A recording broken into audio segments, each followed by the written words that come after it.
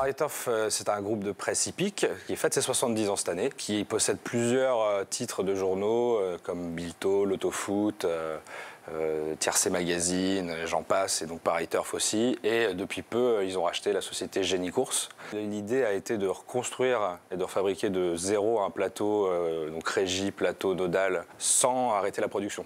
Ce pourquoi on a fait appel à des idées.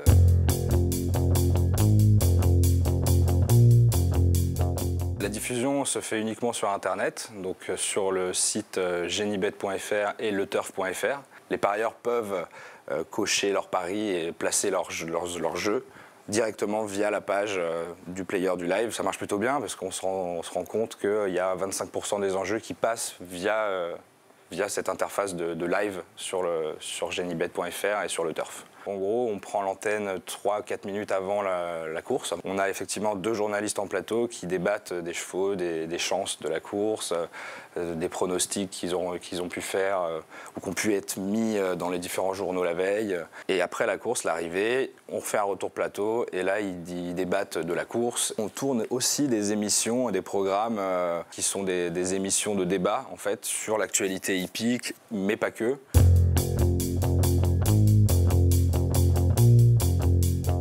Cédric Vandergut, j'ai 31 ans. Je viens du milieu du son et de la musique, vraiment au tout départ. Je me suis dirigé vers la vidéo parce que c'est une passion déjà à la base. Et donc la partie réalisation, effectivement, qui est quand même une bonne passion aussi. Donc réaliser des programmes en multicam.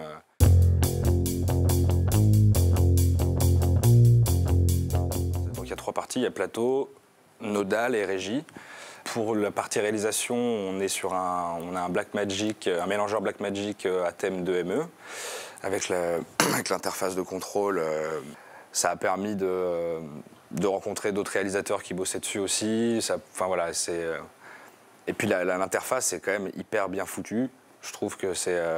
voilà, tu travailles vraiment sur un mélangeur, quoi. Donc tout est branché via une grille Blackmagic 40 in, 40 out, qui est assez performant et c'est vraiment le cœur de la régie. C'est cette grille qui permet de tout dispatcher à n'importe quel moment, en direct.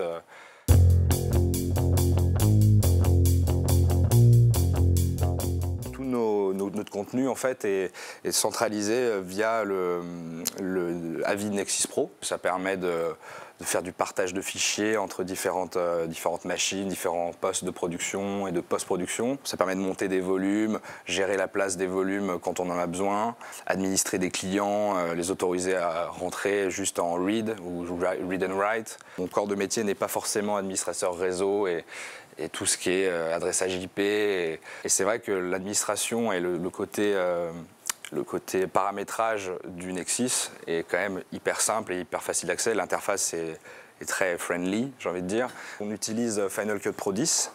C'est un logiciel que beaucoup de nos techniciens connaissent et du coup ça permet une facilité au niveau de la post-prod. C'était un peu un enjeu et un défi aussi de la connectivité avec justement l'Avid Nexis. C'est parce qu'on avait entendu parler effectivement du côté open storage et on s'est rendu compte qu'il fonctionnait très très bien aussi avec Final Cut Pro et que du coup la connectivité entre les deux n'était pas uniquement sur du Avid mais aussi très bien du Avid avec des produits Maple. C'est plutôt un bon point de la part d'Avid au final. Donc,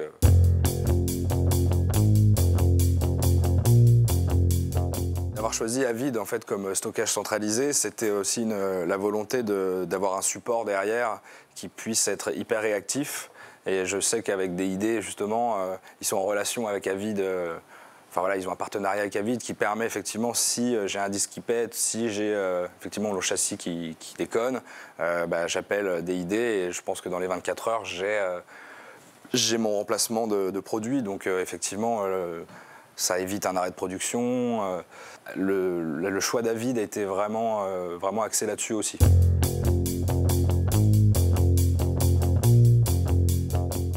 On se sert de on-the-air vidéo qui permet d'envoyer des offs, envoyer des sujets, des génériques, des habillages qu'on peut afficher via un keyer. Souvent, il y a un technicien son, un réalisateur, un script, donc on est 3. Et si on peut, on fait un assistant réel qui lui va s'occuper justement des lancements magnéto. Et c'est pour ça que Handzir Video est assez bien fait, c'est qu'on peut créer des playlists et juste en switchant de playlist, en refaisant play, ça prend la main sur la playlist d'avant et du coup c'est hyper facile d'utilisation.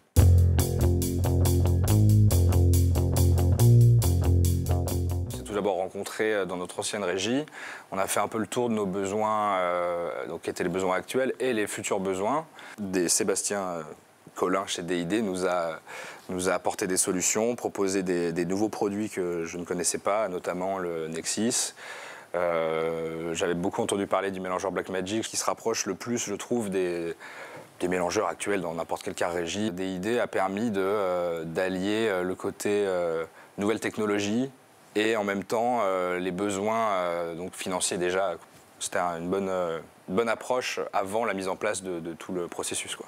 DID nous a permis aussi de créer tous les synoptiques pendant la phase de construction du nodal par exemple et du plateau et de la régie.